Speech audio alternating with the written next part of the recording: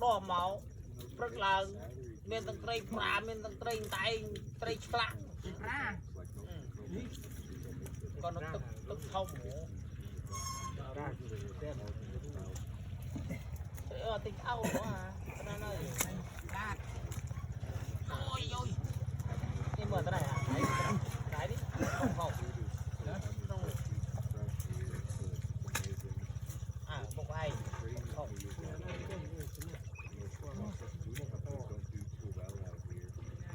làm thế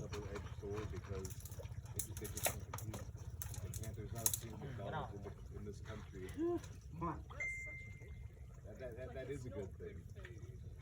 It's all processed crap. The people here are so poor in the thế nó thấy tao đã cái nổ con là nơi afford to even take advantage of it. It's kind of messed up if you think about it. bạn ăn tây ơi chơi chiều luộc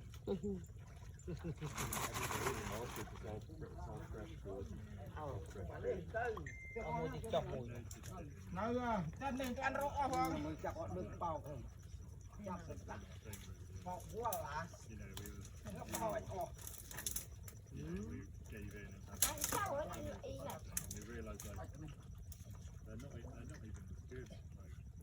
ai bao con hổ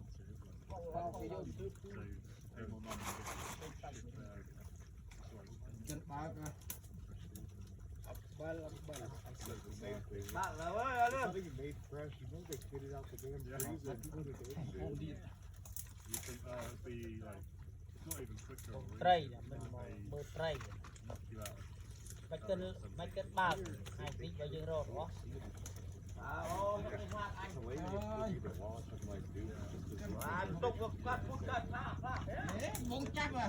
đồ bao nó khang nó bầu nó nổ sẽ nó tân cha vậy à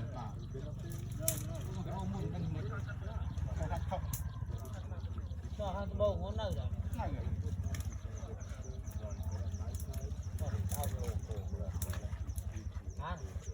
bạn thấy cái canh không rồi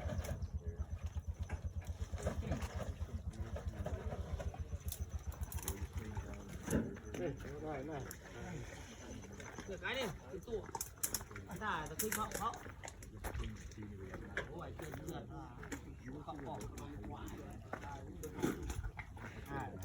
bật tiền nổ nổ nổ thôi thôi châu tật lạnh tật trần đá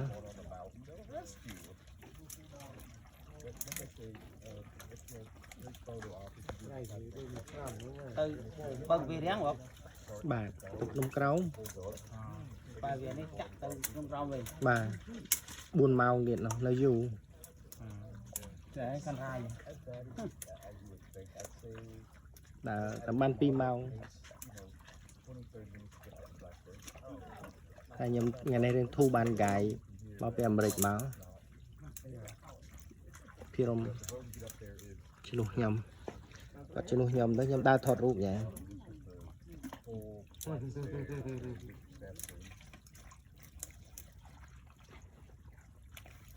Yeah, we don't mind the high quality, do we? đã 30 ngày mà nó kết màu mong pi màu chặt sập ran lại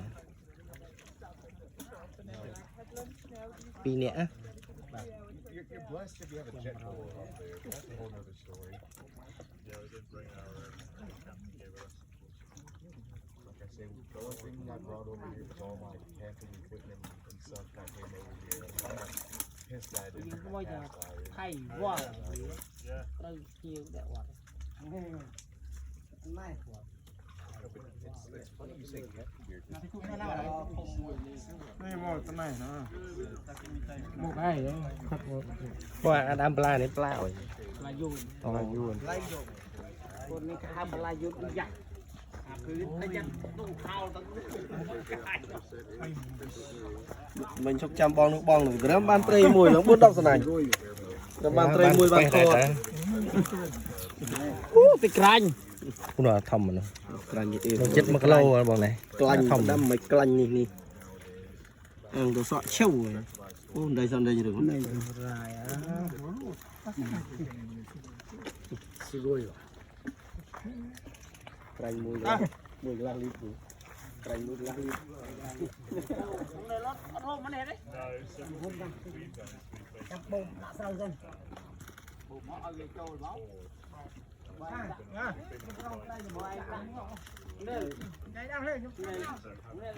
Konnichiwa. Konnichiwa. Ogenki desu ka? ありがとうございます。お名前は何ですか？ハリガイです。ハリガイ。私はトムです。トムさん。はい、トムさん。どうするくですか？はいどうする？あ、どうぞよろしく。 Long time not speak Japan.